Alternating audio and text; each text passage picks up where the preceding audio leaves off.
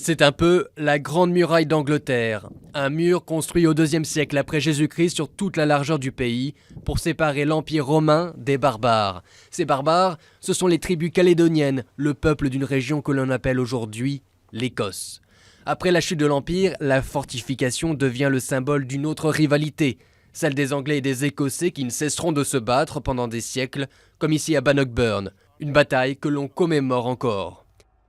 Pourtant, la Grande-Bretagne ne date que de 300 ans. Elle s'est constituée en 1707 et n'a jamais fait l'unanimité depuis.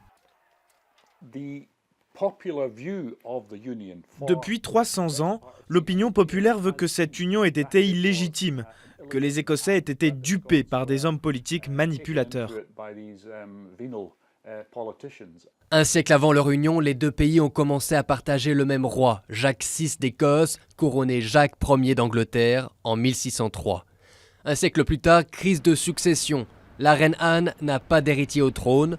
L'Angleterre protestante redoute alors que les Écossais ne soient en faveur d'un nouveau roi catholique. Un scénario facile à éviter si l'Écosse renonce à son propre parlement et s'unit à son ennemi héréditaire.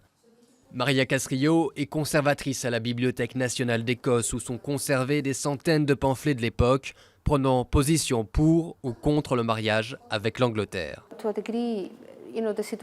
D'une certaine façon, la situation que nous voyons aujourd'hui n'est pas si différente de la situation d'il y a 300 ans.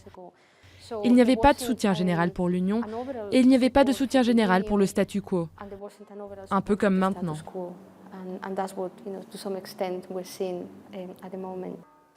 En 1707 comme en 2014 pour le référendum, l'économie est l'un des facteurs les plus importants. Dans l'ancien Parlement d'Édimbourg, les députés votent pour abolir leur propre pouvoir.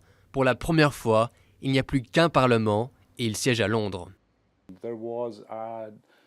C'était une époque où le commerce était très important. Les Écossais n'avaient pas la marine dont ils avaient besoin pour soutenir leurs bateaux de commerce en haute mer. Ils avaient quand même fait quelques tentatives pour former ou créer des colonies, mais ils n'avaient pas d'empire colonial. L'Angleterre, si.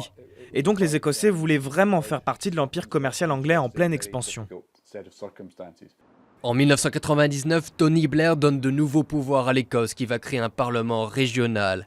Mais cette autonomie est loin d'aller jusqu'à l'indépendance. Faut-il aller jusqu'au bout? C'est tout l'objet de ce référendum.